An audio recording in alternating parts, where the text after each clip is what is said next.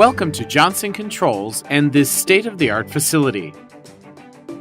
My colleagues and I call this our workplace, and thanks to the heating, ventilation, and air conditioning HVAC system, the conditions are perfect for hosting you in a comfortable working environment.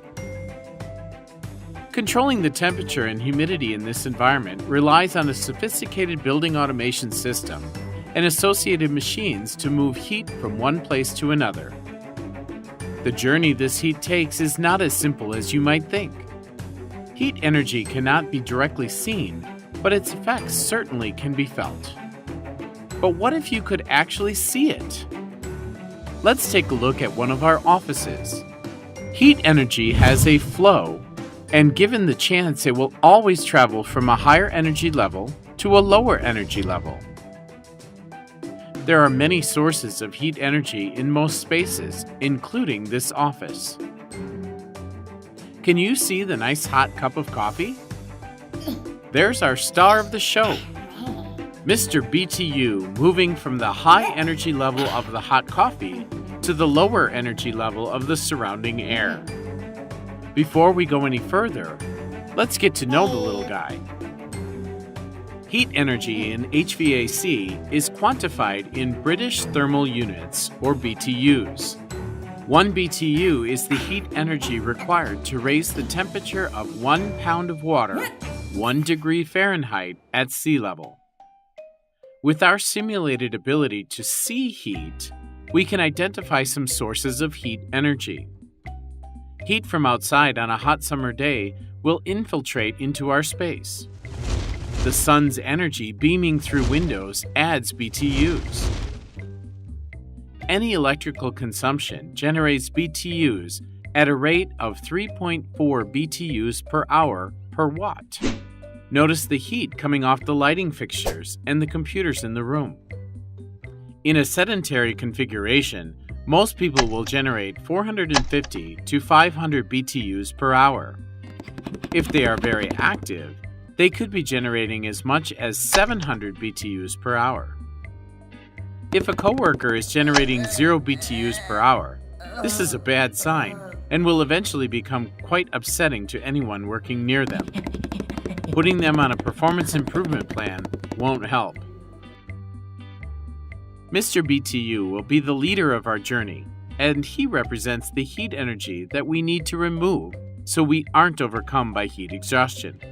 So buckle up and let's ride along as Mr. BTU and all his BTU friends are being moved from our office space.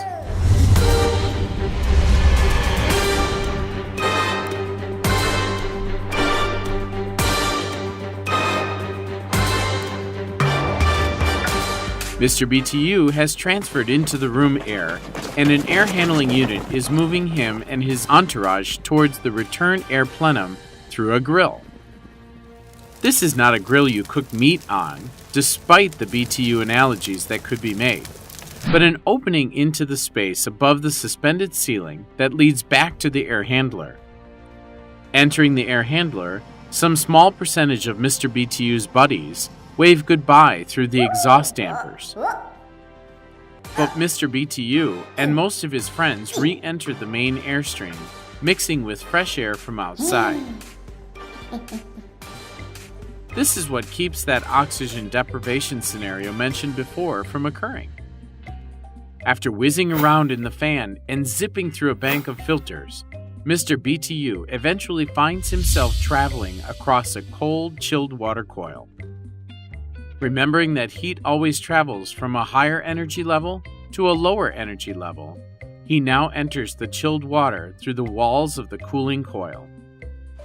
With all of his friends, the effect is to raise the temperature of the chilled water, and heat is removed from the airstream, cooling it down.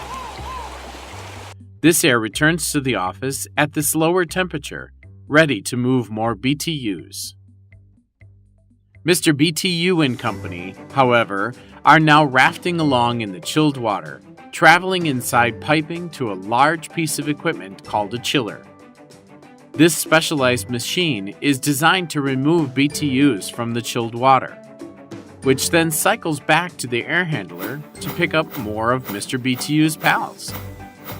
As the chilled water returns to the chiller, it passes through narrow tubes that are submerged in a liquid chemical refrigerant. By design, any heat added here will cause this refrigerant to boil, changing state from a liquid into a gas. Mr. BTU can't hang around here long though, as a chiller is not designed to store heat energy. So, Mr. BTU makes a trip similar to the one where he entered the chiller, in reverse. After getting mashed about by the compressor, he enters the condenser, and as he travels from the refrigerant gas into the narrow tubes of condenser water, the refrigerant changes state back to a liquid. The BTUs are about to leave the chiller via the condenser water piping. We have made a long journey with Mr. BTU. There is one last stop on the way out of the HVAC system. He is rafting again inside the condenser water piping on the way to freedom. Condenser water is piped into the top of a device called a cooling tower. Cooling towers are designed to reject heat to the atmosphere through evaporative cooling. As Mr. BTU and cohorts are sprayed into the open air inside a cooling tower, airflow around the water droplets in which he is hanging out have less heat energy. By now, you know the drill. Some of the heat energy his gang carries changes the state of the condenser water from a liquid to a gas. Some of it directly transfers to the air. Regardless, Mr. BTU, as the heat from the cup of coffee raised the heat energy of the air in our offices, which raised the heat energy of the chilled water, which raised the heat energy of the chiller refrigerant, which raised the heat energy of the condenser water, has finally been moved to the outside air.